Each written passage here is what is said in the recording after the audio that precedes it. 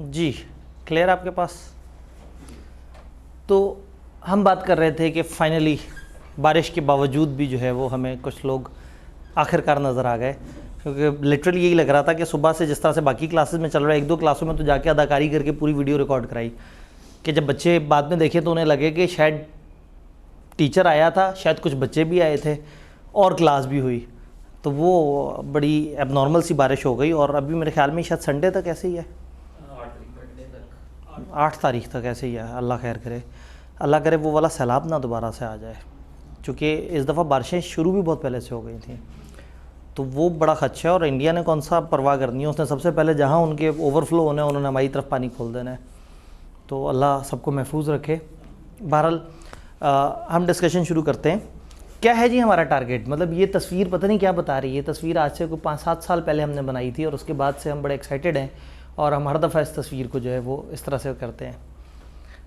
ये बेसिकली एक कन्फ्यूजन को शेयर कर रही है कि ये कुछ नन्हे मुन्ने राही जो कि नए नए टाई लगा के और हाथ में जो है वो ब्रीफकेस पकड़ के इस खंबे पे आके कंफ्यूज हो गए हैं कि अब करना क्या है। सीफेप की classes, subject, study schedule manage कैसे करना है, क्या होगा, किस तरह से होगा।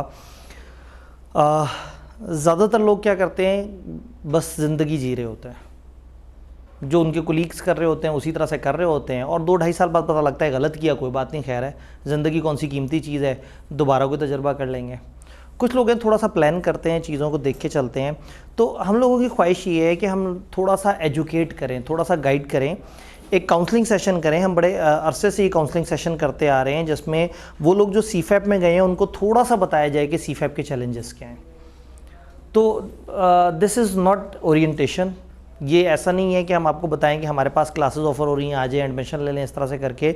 ये मैं अपना मेंटोर होने का फ़र्ज़ अदा करते हुए, इससे पहले भी जिधर होता था वहाँ पे भी being a mentor, not being institute head या नॉट बीइंग अ टीचर जो कि सीफेप को पढ़ा रहा है, गाइड करने के लिए, बताने के लिए कि आपने सीफेप को क्या करना है, सीफेप में ऐसे क्या मसले हैं जो आपको दरपेश हैं। सबसे पहले तो जो सामने वाले ऑडियंस है और जो लोग मुझे ऑनलाइन बाद में सुन रहे होंगे, अगर आप ऑलरेडी सीफेप का कोई सब्जेक्ट पढ़ रहे हैं या आप फर्म में काफ़ी अरसे से हैं, तो फिर आज का टारगेट आपके लिए रेलेवेंट नहीं है। आज जो मेरी रेलेवेंट पॉपुलेशन है वो लोग हैं जिन्होंने अभी अभी फर्म ज्वाइन की है या तकरीबन ज्वाइन करने वाले हैं और उसके बाद अब उनको अचानक से पता लगा है कि उनकी ज़िंदगी बदल गई है और अब उस दौरान उन्होंने अपने कुछ पेपर्स देने हैं और उनको कैसे देना है, क्या प्लान करना है, इसके ऊपर सारी डिस्कशन है। सरप्राइजिंगली ये कम आर का सेशन नहीं है, काफ़ी बड़ा सेशन है। जी माशाल्लाह, क्योंकि हमारा मकसद ये है कि इस सेशन के अंदर आपको डिटेल से बताया जाए कि क्या चैलेंजेस हैं। आप लोगों की ज़िंदगी में पहली दफ़ा ये प्रॉब्लम आ रहा है, लेकिन मैं अपने सामने इतने अरसे से बहुत सारे स्टूडेंट्स को फर्म में जाते हुए, उनको उन प्रॉब्लम से लड़ते हुए, उनको फिर बाद में आके काउंसलिंग करते हुए बहुत सारी चीज़ें महसूस की हैं कि उनको क्या क्या दिक्कतें आती हैं, क्या प्रॉब्लम्स आती हैं। ख़ुद भी जब हम स्टूडेंट होते थे तो क्या प्रॉब्लम्स थी, आज के दौर के स्टूडेंट्स की क्या प्रॉब्लम है, इन सारी चीज़ों को जो है वो समझ के तो मैं कोशिश करूँगा कि मैं आपको बताऊँ कि अब स्टेप बाय स्टेप क्या होना चाहिए, चीज़ों को किस तरह से लेके चलना चाहिए। सबसे पहले कुछ स्टेप्स हैं, माइंड मेकअप करना है, फिर सीफेप के सब्जेक्ट्स और उनके डायनेमिक्स को समझना है कि सीफेप के कौन कौन से सब्जेक्ट्स हैं और वो किस तरह के हैं। सब्जेक्ट सिलेक्शन के ऊपर हम बात करेंगे कि कौन कौन से ऐसे सब्जेक्ट्स हैं जो इसमें हैं और आप किस किस तरह से सिलेक्ट करें। कुछ डूज़ एंड डोंट्स हैं, हर किसी के अपने अपने कुछ फेवरेट सब्जेक्ट होते हैं, तो मैं आपको हर सब्जेक्ट के बारे में बता दूंगा और फिर सिलेक्शन ऑफ सब्जेक्ट, किस तरह के स्टूडेंट को कितने सब्जेक्ट किस तरह से उठाने चाहिए। फिर एक ओवरऑल मैप बनाएंगे, सेशंस को प्लान करेंगे। सीए फाइनल कैफ की तरह से नहीं है, ऐसा नहीं है कि आपने एक गो में 3 पेपर उठाए, उसी दफ़ा पढ़ना है और उसी दफ़ा पेपर देना है। आप एक सेशन में पढ़ रहे होते हैं, अगले सेशन में पेपर दे रहे होते हैं। समटाइम आप उसी सेशन में पढ़ रहे होते हैं, उसी सेशन में पेपर दे रहे होते हैं और एक आपने पीछे से पढ़ा होता है।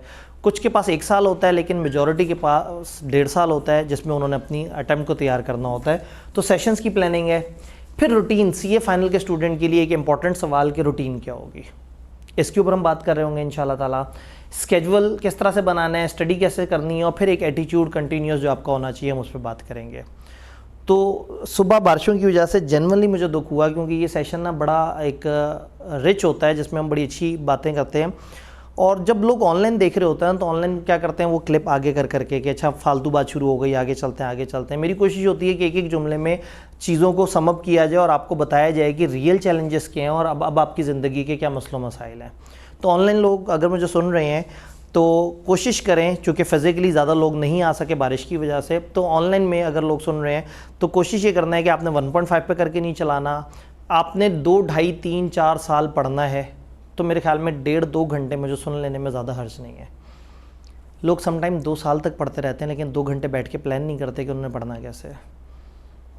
2 घंटे की प्लानिंग आपके 2 साल बेहतर कर सकती है, सिर्फ प्लान करने की ज़रूरत है। तो ये छोटी छोटी सी चीज़ें होंगी जिस पर हम बात करेंगे। सबसे पहले माइंड मेकअप करना।